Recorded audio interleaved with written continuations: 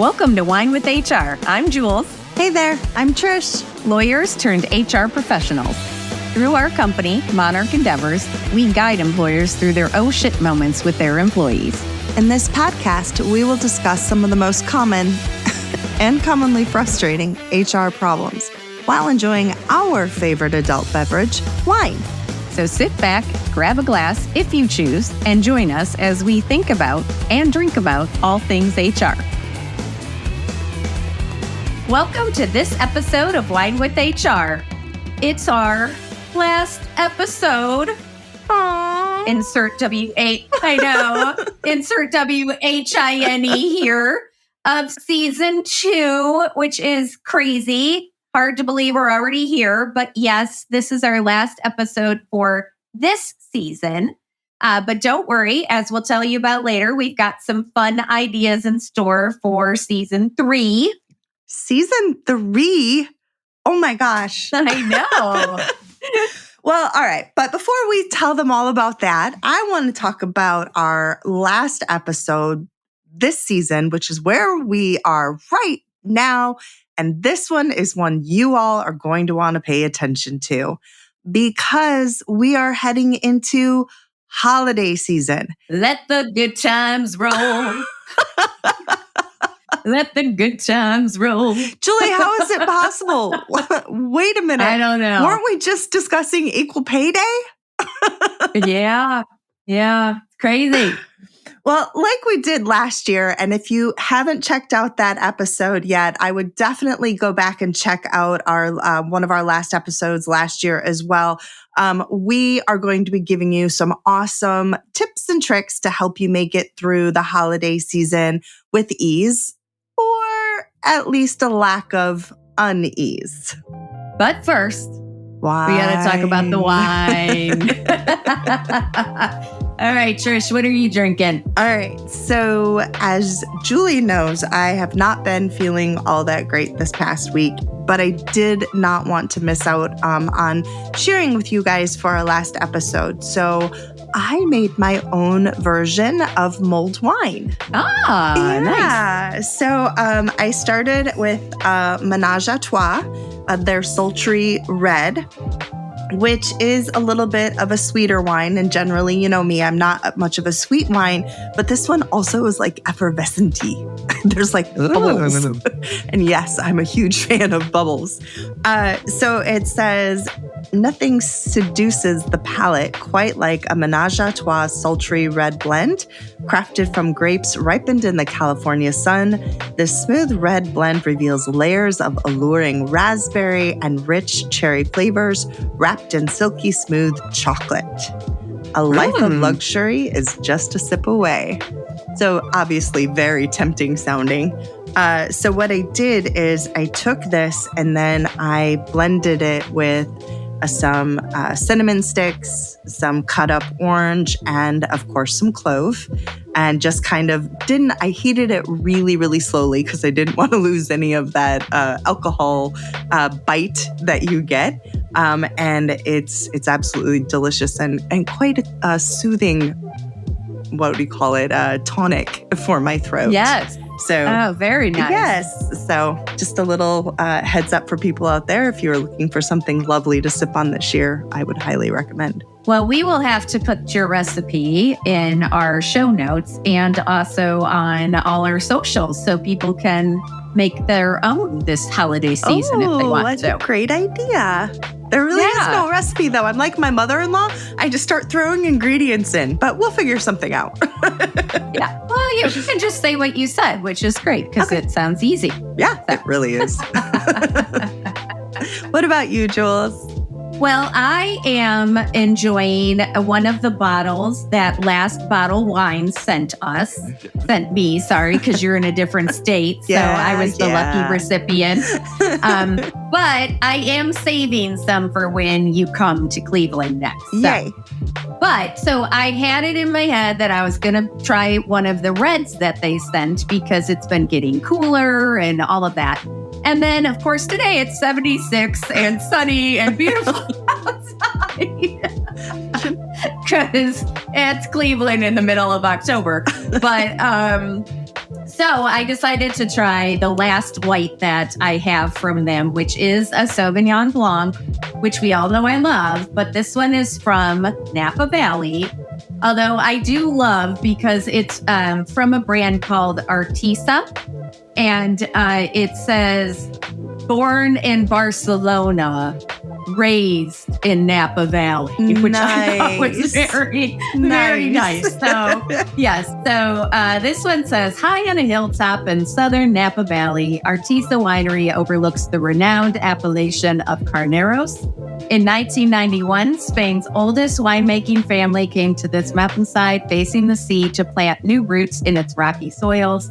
Today, we bring together the best traditions and innovations of our native and adopted homes to craft a new generation of artisan wines. So I'm very excited to try this. I also want to give a shout out to Last Bottle Wines. They've sponsored the last 3 episodes, and it's actually really cool. They sell 1 bottle per day. Like they get a special, and most of them have been under $20. I've been getting all the emails, and they're like fabulous finds, but because they're like the last of the stock, they can sell them at really cheap prices. Oh, wow. And they have descriptions that are amazing. So I printed off the one from today so I could read it, because just so you can get an idea.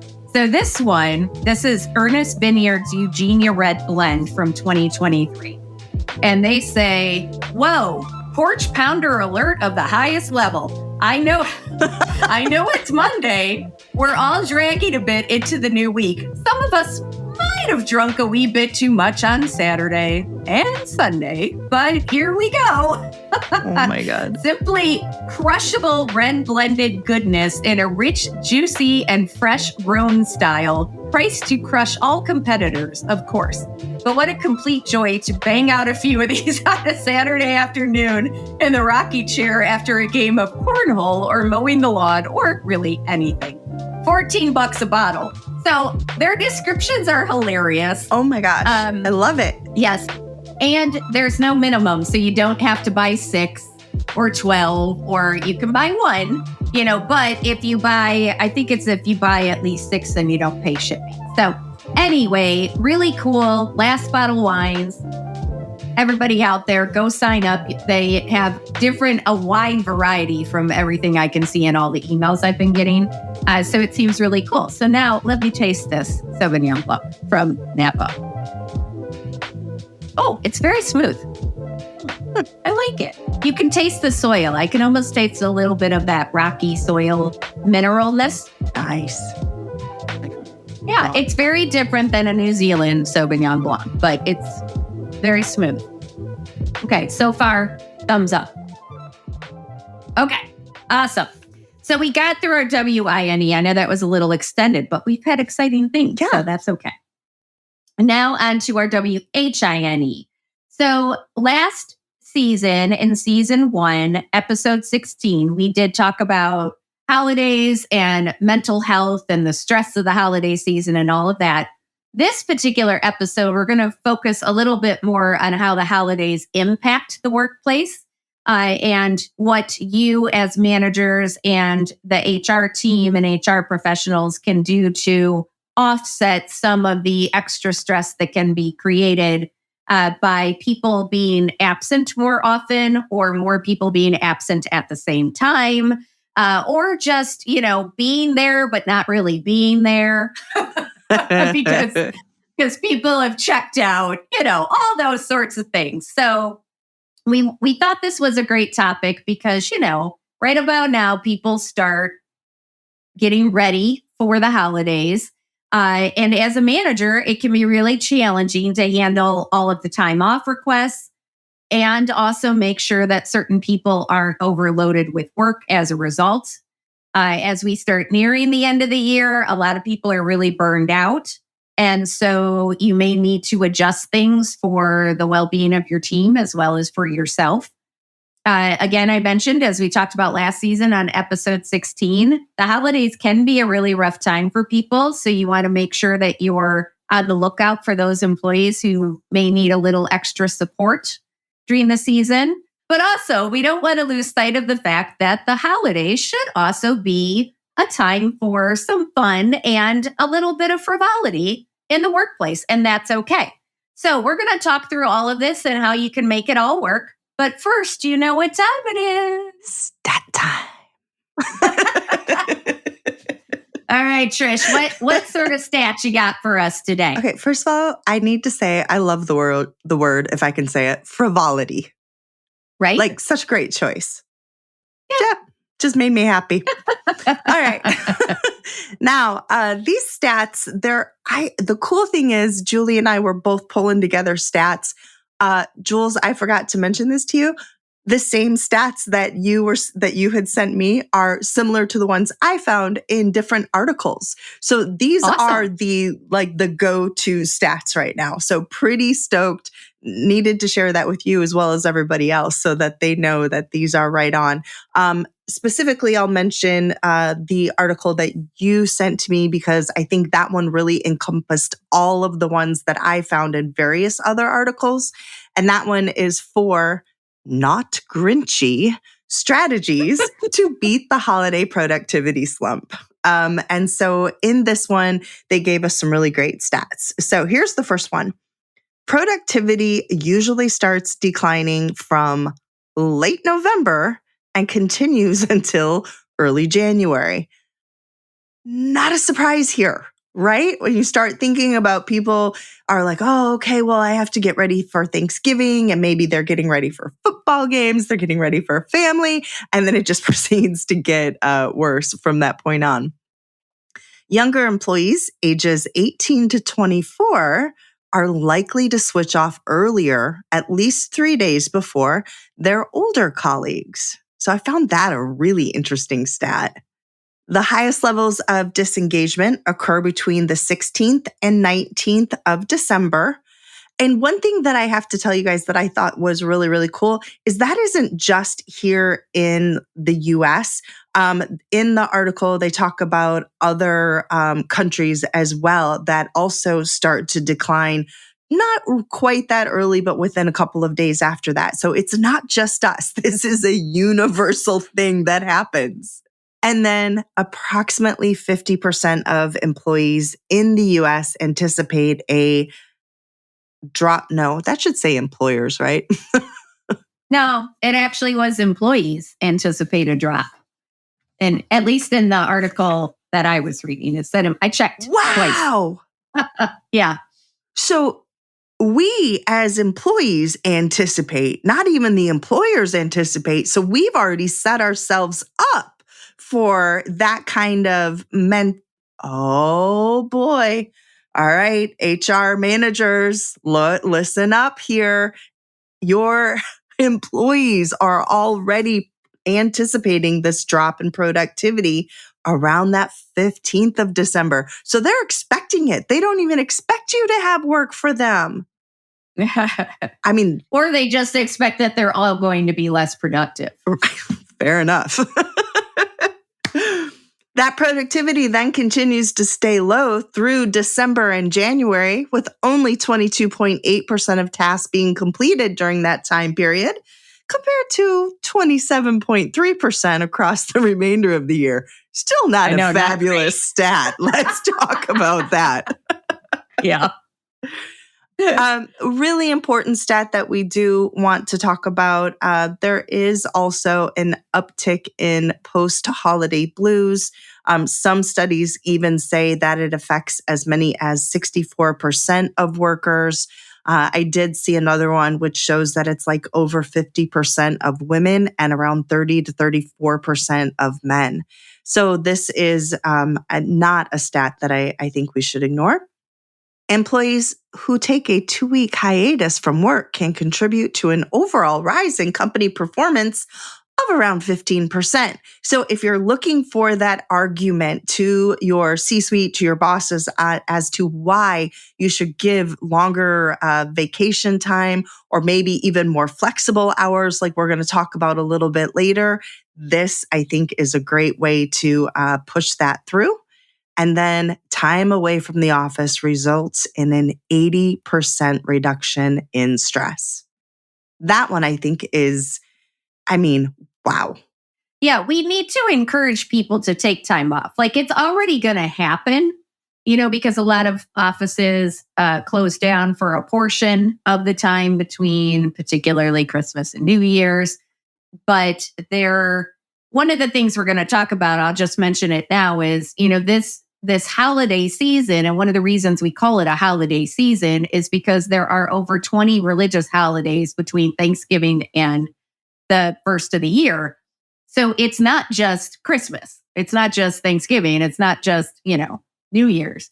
And although that may be what is celebrated by the majority of people in the US, that's not everybody. And so we always need to remain cognizant about that. But one of the reasons we wanted to talk about this is if you know that this time of year is going to be less productive, instead of stressing out about it and trying to make everybody work twice as hard while they're there or work longer hours, maybe you can adjust things to work with it and make it a time for employees to sort of rejuvenate, to reconnect with their coworkers, because there are a lot of those sorts of opportunities because it does tend to get a little bit quieter. So we're going to talk about some ideas for that. A lot of these come from an article or were inspired. Inspired. It is almost Halloween, so it's okay. It is, yes. We're inspired from an article from Holiday Branches called Balancing the Holidays, How to Manage Employee Time Off and Maintain Productivity. Of course, we'll have all these articles, the links to all the articles in the show notes. But Trish and I are just going to talk through some of them and the ideas that they prompted for us. So Trish, why don't you start off with one that you really thought was good? One of the things Julie and I have talked to you about quite often throughout this last season is retention. And I think this is one of the key areas that you need to think about when you think about holiday time off. Your employees are going to be looking at you. They are going to be looking at how you respond to holiday time off requests, how you respond to their requests for flexibility, the kind of atmosphere that you create when it comes to the holidays. They're going to use all of this to decide, are they going to start looking for that new job in January? Or have you really put your, I don't want to say money where your mouth is, maybe your attitude where your mouth is, right? You say that this is or something— your gratitude where your mouth is. Gratitude where your mouth is. I like that, Jules. So if you really, really want to encourage your employees to stay, then start thinking about those values that you say are so important to you and put them into effect this holiday season. Give them some of that time off that they deserve. Allow them time, as Julie said, to connect with their friends at work, their coworkers, but also with their families and their friends outside of work. Whatever it is that they need to do to protect their mental health. If you're doing this, you will see, and I know that this may be, at least without those stats that we've already shared with you, this may be a hard argument to make with the C-suite. But if you can just help them see how this is going to lead to improved performance, because that, after all, is what we're talking about today, it will lead to that improved performance come January. We're really given that your employees will have this rest. They'll feel like they've been supported. They will feel valued. They're going to give you their all come January. Agreed. I think that is a really important point because we all start January off, with what are our goals for this year, personal goals, whatever they may be, but everybody's sort of got that, itch to really make that year different and start it off on the right foot. And so if you give your employees that time and support to allow them to enjoy the holidays or do whatever they need to do during the holidays for their mental health, if it happens to be a rough time of the year for them, they're going to be that much better off for it when the new year starts. On that note, however, one thing to think about is to make sure that your time off policy is fair and equitable. So oftentimes, it's the people who have been there the longest, who have the most seniority, get first dibs at time off. And while I completely understand that, and I'm not telling you not to do that, but what I am saying is, especially during the holidays, you probably are going to have a lot of people who want the same days off because we're talking about specific holidays. So you need to have an open and transparent conversation with your employees about how you are going to grant time off requests. And even if you do have somebody who, is that unlucky soul who started 2 weeks ago, who's like, who's like, oh, it's going to be me, try to find a way to give them some time off, even if it is a day off before Christmas Eve, if you give, other people Christmas Eve off, or depending, I know some people shut down entirely the week between Christmas and New Year's. Other people don't. But try to make it so that even though you may be rewarding seniority, you also want to make sure that your newer employees are not getting stuck covering for everyone. Because again, that doesn't say welcome. That doesn't say like, hey, you're a valued member of the team. I mean, like, we value the fact that you're new and we can force you to be here when nobody else is. But, again, that may mean that they're searching for a job in January. So almost guaranteed. Right? Yeah. So just think about that. Also, for holiday time off requests, you should start getting them now. We're in mid-October already. By the time this episode airs, it'll be the end of October. So you want to make sure that you're getting them in early so you can try to accommodate everybody's time off requests.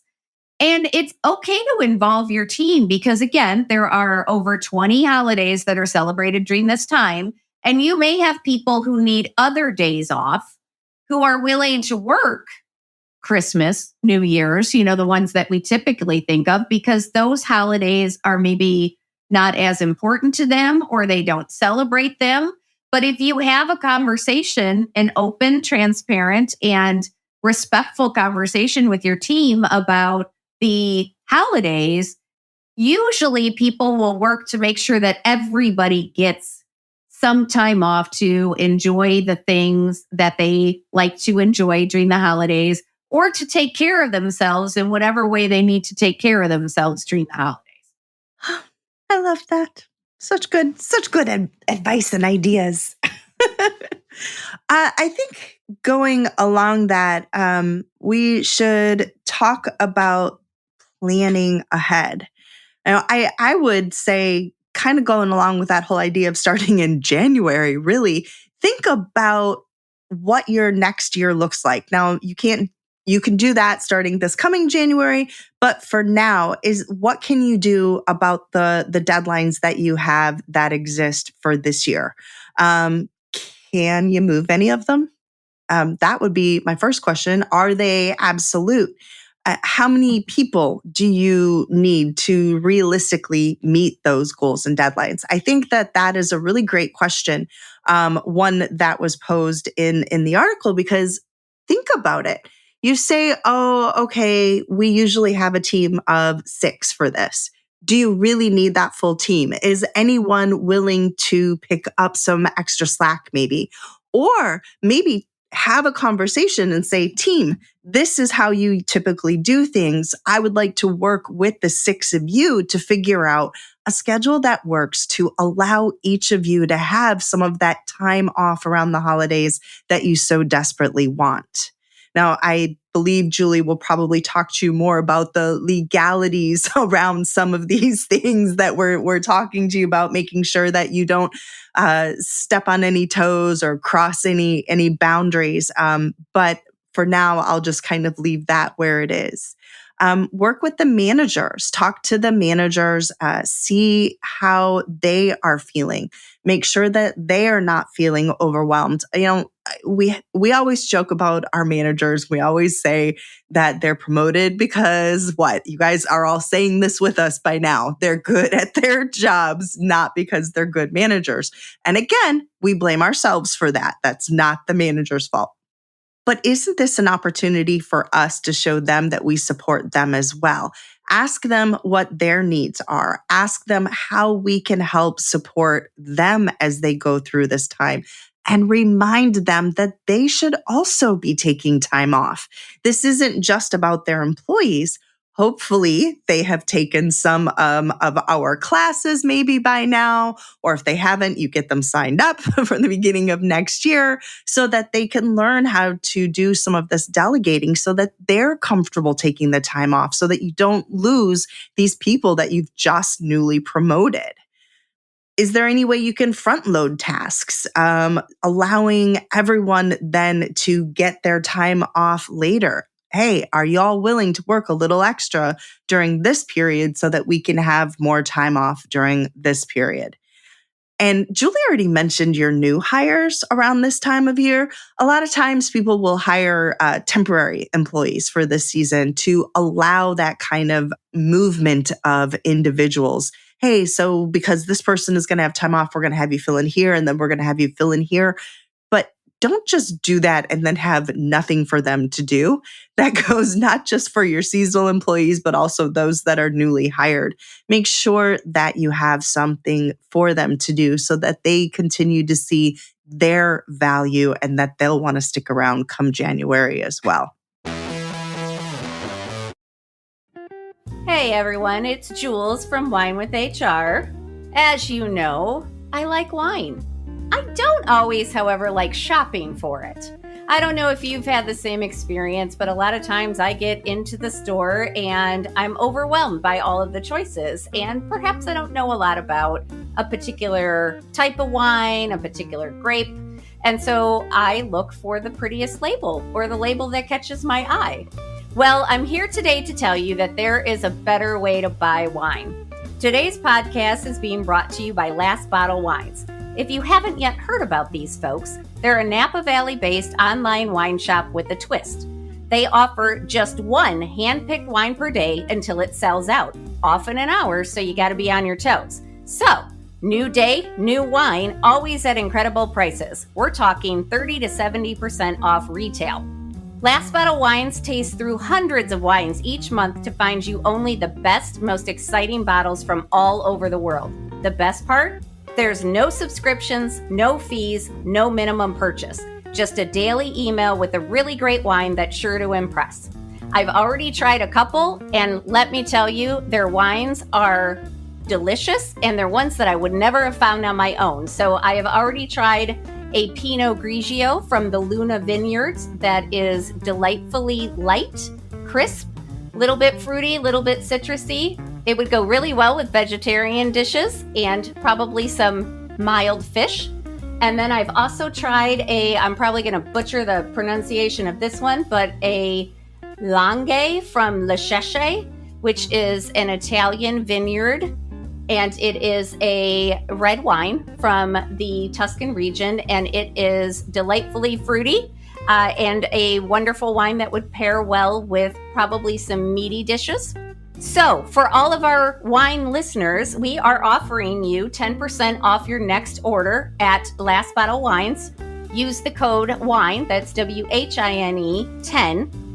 And make sure that you sign up at lastbottlewines.com and find out why Last Bottle is the most fun way to discover and buy amazing wine. Do you love news about LinkedIn, Indeed, Google, and just about every other recruitment tech company out there? Hell yeah. I'm Chad. I'm Cheese. We're the Chad and Cheese Podcast. All the latest recruiting news and insights are on our show. Dripping in snark and attitude. Subscribe today wherever you listen to your podcasts. We out. I want to just reinforce one of the things that you talked about. Those were all great points, Trish. But I think the first one was the the thing about the deadlines and whether they're absolute. And and the word that was coming to my mind was, are they arbitrary? Like, who came up with it and why? Right. Like, was it just, oh, but we want it done by now, but does it have to be done by now? Because if it doesn't need to be done by December 31st, push it into next year. Like, don't put that stress on people. If it's an arbitrary deadline, there absolutely, I'm sure, are things that have to be done by December 31st. So we're not talking about those kinds of things. Right. But for all of those other things where you've got some flexibility, like, this is the time to embrace it and take the extra time. Just give people some extra time. Don't add extra stress. So just wanted to reinforce that. The other thing I want to talk about is, if you can't give everybody time off, to the extent you might be able to, now is a great time to offer some temporary flexible scheduling or scheduling perks. I love this idea. Right? I know. And if you've been thinking about how it would work potentially long term, again, it's a great time to try it out, because you can say, this is just for the holiday season, because we know that people are going to need more flexibility in their schedules. So we are giving this to you as an added benefit. Ooh, don't you sound like you care about your employees? Right? I know. Yes. So you can start with this and then see how it goes. But so some ideas could be, you could have core hours during the holiday season. So for example, 10 to 4, everybody has to be there. Before or after that, they can figure out if they want to come in early and leave at 4, or if they want to come in late and stay after 4, or a mixture of the two. But everybody's there from 10 to 4 on the days that they're obviously scheduled to be there. No, every day. We're not trying to make people work more. You could also let employees work from home 1 to 2 days per week, because maybe they need to be there for deliveries or other things of that nature. You can offer lifestyle PTO. Again, we're only talking about for 2 months, November and December. But lifestyle PTO, and I don't know if that's what it's really called, but that's what I call it. But that would be something like, if your employees need to be away from the office for less than 2 hours, they don't have to use their earned PTO. They get to just go do whatever they need to do and get back to the office. They do need to let someone know where they are going, when they leave, and when they return. And obviously, this is a right that can be taken away if somebody abuses it. But that could give people the flexibility if they need to go get a gift and the store's only open during these times, or they got to, whatever the case may be, they got to go pick up a relative from the airport. Whatever. This isn't they shouldn't have to explain it to you, but this would just be something to give them a little extra flexibility. And also they would have to make up that 2 hours within the same week, so it doesn't screw up anybody's pay. So those would be like the parameters you can put around it. But offering some of these sorts of things during this 2-month period are, number one, a great retention tool. Number two, really show that you're trying to support employees. And also, again, can give them the time that they need so they can enjoy this time period, this holiday season. And then in January, that's going to come back to you tenfold, because they're going to be like, that was amazing. And I am ready to give back, and I'm ready to get going and just, really go all out when January, probably 4th or 5th, comes along. 4th or 5th, 7th, 8th, 9th. Whatever. I never want to placate people. Well, maybe you can placate me with food. I like food. But I never want to tell you, hey, bring in a bunch of food and then you can work your employees to death. But providing snacks, better coffee, some maybe a nice lunch, something like that for those who are working during those holidays or on the days where more people are taking off. Maybe again, these are your newer employees or the employees who have particular deadlines that couldn't be moved, something like that. So by doing something like that, you're recognizing that, hey, we know you have to be here. We're trying to do something good for you, just so that you know we appreciate the fact that you have to be here. Relaxing the dress code is another one of my personal favorites. If you normally require suits and ties, maybe allow business casual. If you allow business casual, maybe even allowing jeans, maybe if not every day, maybe on Fridays, something like that. And then when I'm going to go back to our managers again, because I love picking on you because I believe in you and I know how much you are all capable of. Remember, if you're going to be there, be engaged with your employees. You are setting the tone. You know, they always say it. I won't put anything in front of the it, but you probably know what I mean. Rolls downhill. Right? So your attitude is going to roll down to your employees.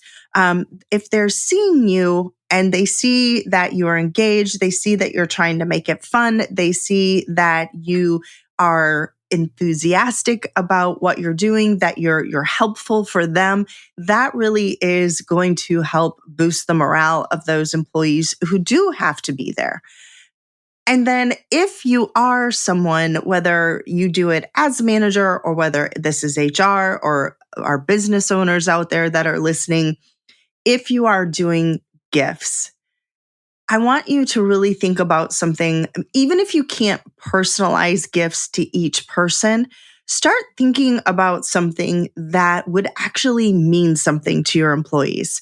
I always go back to, and even though we're not talking about bonuses and things like that, I really can't help but go back to Christmas Vacation. One of my just favorites. I have to watch it at least a couple of times every year. And thinking about Clark and his face when he gets the, what is it, fruitcake of the month club or something? Like, oh my goodness. Think about what you're doing to your employees, right? Think about what you can give them that will actually make them feel important. Personalizing the gifts, maybe around what that they like, maybe with some, maybe even like personalized with their names, maybe some sort of a coffee mug with their, I don't know, coffee mug, maybe not. I was thinking coffee because I love coffee mugs. Wine glasses. Aha. There we go. You could get them wine with HR mugs and put their name on it. Julie, I'm derailing. I'm thinking about how to personalize things. Help me. I think there are a lot of ways. And if you don't have the budget for it, one of the easiest, most inexpensive things you can do is write everybody a personalized note telling them perfect. How, expressing gratitude for what they contribute to the team. And that is, it's not going to cost you anything but time, but it's going to mean the world to your employees. So I think that's a real simple one, And again, Trisha and I have said this, we say this a lot in our trainings, like sometimes people think if you're going to give a gift, it has to cost a lot of money. But it really is true that it's the thought that counts. And if it is something silly that is small, but that your employees will know means that you were thinking specifically of them, So whether it's an inside joke that your team has, or whether it's a, specific to that employee. Like if you have an employee who loves Pez candies, get them some Pez dispensers, there's so many things that you could do. Or again, something funny. Like I have gotten some of my HR clients that I work with red flags, because that's funny, right? Like you laughed. I mean, that's funny. You used it on me. So right, yes. And wave them in the background when they're talking to people, like just, but if you can find little ways like that to just connect. Again, what we're talking about is connection. We want to find ways, especially during this time, that might be hard for some people, where people often feel so stressed that they stop focusing on connecting. We want to focus on those connections that we can make. And the other thing I just want to say to managers and HR, especially at this time, is don't forget to take care of yourself. Because if you burn out, you're not going to have anything left to give. And we need you guys to be, I don't want to say it your strongest, because you shouldn't always have to be strong, but we need you guys to be present. We need you guys to be able to support your employees. And you can only do that if you are supporting yourself. And hopefully your leaders are supporting you. So do whatever you can to also take care of yourself. And if this is a season for you where this is the first season that you're facing and you really don't feel like you have the capability to do that, that's when you should be relying on your leaders, your bosses. Rely on HR, or HR relying on some other people in your team to be able to maybe step up and take on some of that burden for you. But they're not going to know unless you share. And we're not saying, go ahead and just, because I know some of you, you're like, I'm not comfortable. I don't want people to know my business, but you can do this without sharing your full business. This is what I want to do for my team. I'm just not feeling fully capable, wondering if you can help me, I think would be a great way to say it. Yes. And I am just going to put this out there because I agree with what Trisha just said. You don't have to tell anybody anything you are not comfortable sharing. But being able to say to your team, and again, you don't have to share anything beyond what you're willing or comfortable to share. But being able to say to your team, you know what? This year is rough for me for a number of reasons. And I am asking for your support. And I am going to give you as much support as I can give you. But if I seem a little bit off, that's why. It has not. That to me is such a sign of leadership. Oh, agreed. And such a sign of strength. Agreed. We have to get rid of this notion that in the workplace, you are not allowed to show emotion or quote unquote weakness. I wish we could erase that term from our vocabulary. Because it's strength. To be able to share and show, that's strength. It is. It is. And if you are having a hard time, as somebody who has been through those times, that the best way to get through them is to let other people in. And it is scary and it seems weird. And especially, I get it. If you're in a leadership position, you're like, but I'm supposed to be the strong one. I got to be it's not about that. Because again, it's a sign of strength. But you're also showing your employees that they can then come to you if something's going on with them.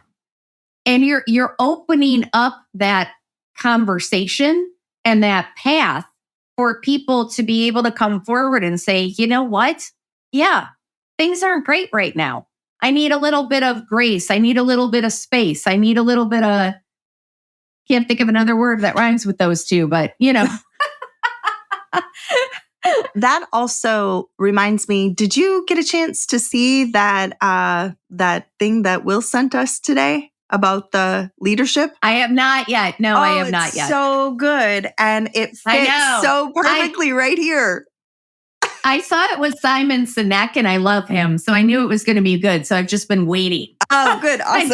until I had time. So, but you can spoil it. Okay. Since you brought it up. Right, and we can attach it too in our show notes so people can go see it. But basically he's talking about leadership, and there's this idea of performance versus trust, and talking about the best leaders. And this is all I'm going to say is that what they talk about is like SEAL Team 6 and choosing who the best leaders are. And basically, it's not always those who have the best performance as we think about it from an output perspective. It's those who you would trust. So that's all I'm going to say is it's all about trust. And by sharing this information or sharing some vulnerabilities, I believe that you do increase people's trust because you're willing to trust them and say, listen, I'm going through something this year. I want to be there for you. I want to do this, but I'm not sure I can. And that kind of vulnerability, again, builds trust. So we will put that in the show notes so everybody can go watch it. And Julie, you have to watch it when we're done. I will. And the last thing I want to say, we've mentioned it a few times, but there are a lot of holidays, over 20, that happen between Thanksgiving and January. So one of the things we just need to be mindful of is that when we are having holiday celebrations, when we're letting people decorate their cubicles, when we're doing all those sorts of things, we just need to keep in mind that we don't want to make it Christmas focused, right? It's for all holidays. Now, we also don't want people to have to feel like they have to explain what holidays they're celebrating or what that holiday means.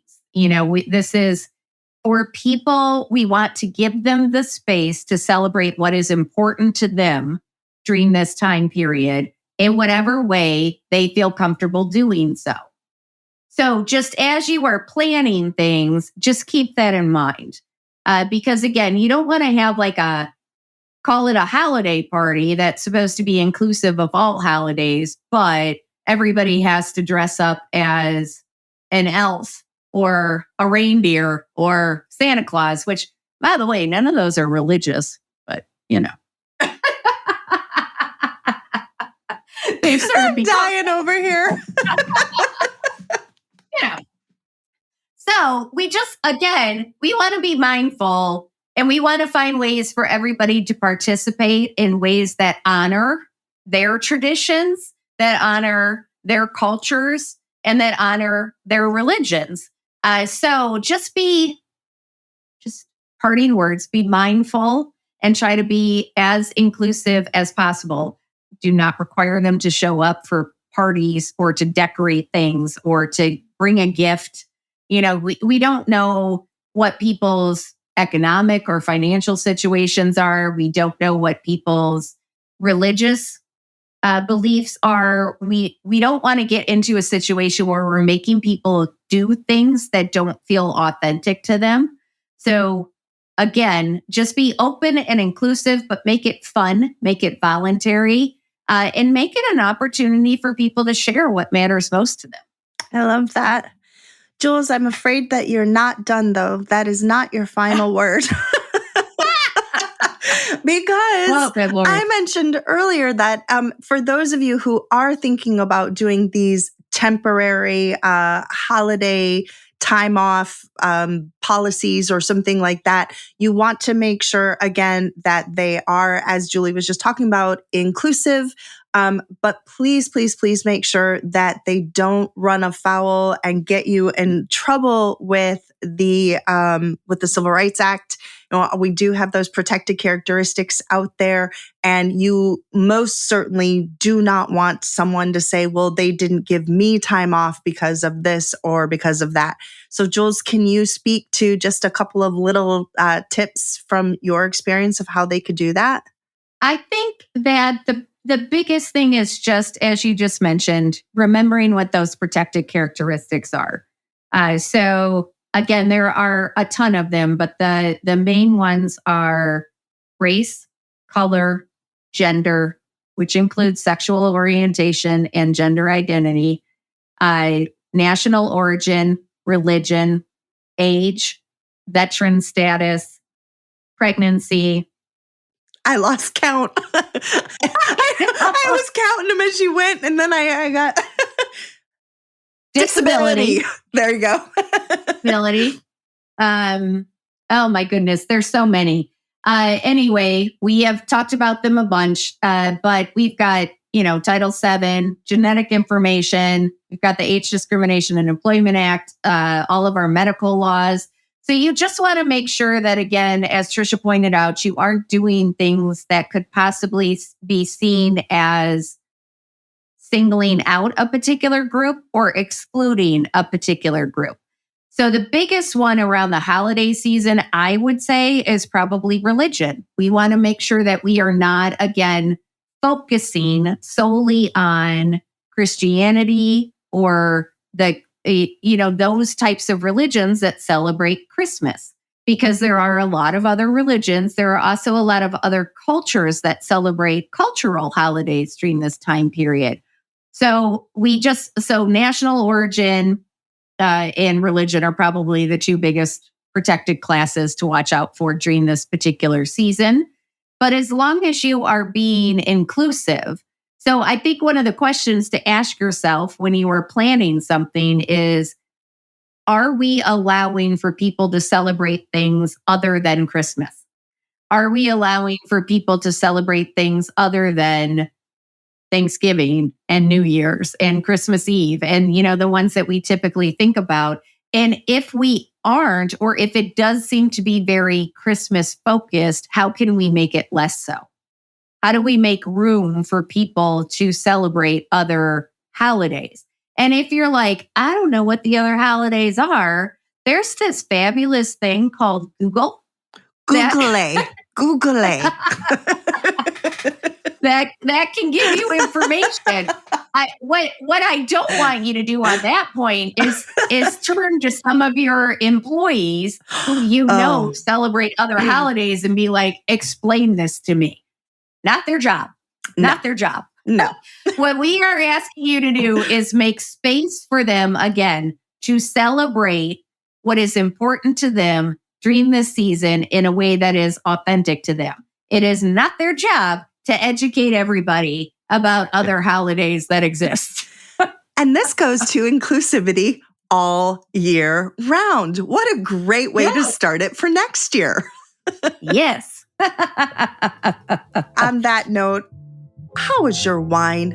Well, my glass is almost empty, so it's pretty good. Excellent. You know what? I'm really enjoying it. And again, I'm always a little skeptical of California Sauvignon Blanc, but I really do like this one. But I think it's because of that rocky soil, because I can really, it's going to sound weird because it's a white wine, but it's very groundy. Oh, interesting. I'm really starting to learn more about Spanish wines. So that is one that I want to check out. I will send you a copy on the label. Thank you, my dear. Appreciate that. How's your mulled cider? It is. Wine. Sorry. No, wine. Most people do have mulled cider, but mulled wine, it's delicious. Look, you can even see. Can you see the? Wait, there. There. See? Yes. You can see the cinnamon stick and the orange, a little bit of clove floating in there. Yeah. It's pretty good. It's definitely been soothing for the throat as we've gone. Therapeutic. Therapeutic. Exactly. All right. Well, thank you, everybody, for joining us on our last episode of season 2. Oh, my gosh. However, as I said, never fear, because we are going to be hard at work over the next few months, figuring out ways to make Wine with HR even better. We are looking for ways to better engage with you, our fellow winers. And we are hoping to even start offering some merchandise so that you can proudly proclaim to the world that you are a winer. I love it. So enjoy your holidays and get ready for the best season of wine yet in 2025. As always, we thank you so very much for listening to us. We appreciate you, and we wish you whatever you need in the closing months of 2024, whether that's peace, joy, rest, resolution, time with loved ones, or multiple bottles of wine. We hope that you get whatever you need and take care of yourself the best you can. And we will see you in 2025. Cheers. Cheers.